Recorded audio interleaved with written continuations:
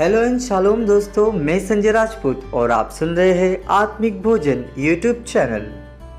आइए इस बेहतरीन दिन को और बेहतरीन बनाएं परमेश्वर के वचन को मनन करने के द्वारा।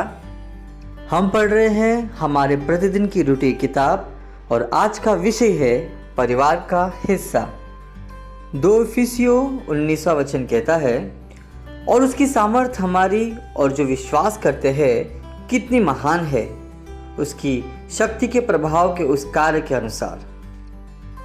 एक बहुत बड़े सोनार के पास एक लड़का काम करने जाता है और उस लड़का उस सोनार के दुकान में बहुत ही ईमानदारी से काम करता है। सोनार की 3 बेटियां रहती है, उसमें से सबसे छोटी बेटी के साथ में उस लड़के को प्यार हो जाता है और वो दोनों आपस में शादी कर लेते हैं। जब ये बात सभी को पता चली तो सब लोग चौंक गए कि एक नौकर जो पहले हमारे यहाँ काम करता था, आज वो हमारे परिवार का हिस्सा बन गया है। युवा जोड़ा परिवार घर लौट आया और उस परिवार को नया दामाद मिल गया। अब वो लड़का उस परिवार का हिस्सा बन गया। सारे अधिकार और सारी विशेषताओं तक वो पहुँच प्राप्त करने से उसे अब एक कर्मचारी के रूप में वंचित कर दिया गया था और अब वो एक परिवार का हिस्सा बन चुका था।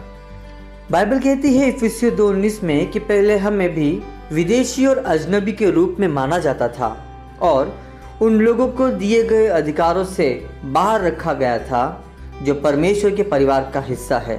परंतु यीशु के कारण सभी विश्वासी, चाहे उनकी पृष्ठभूमि कुछ भी हो, परमेश्वर के साथ मेल मिलाप कर लेते हैं और उसके घराने के सदस्य कहलाते हैं।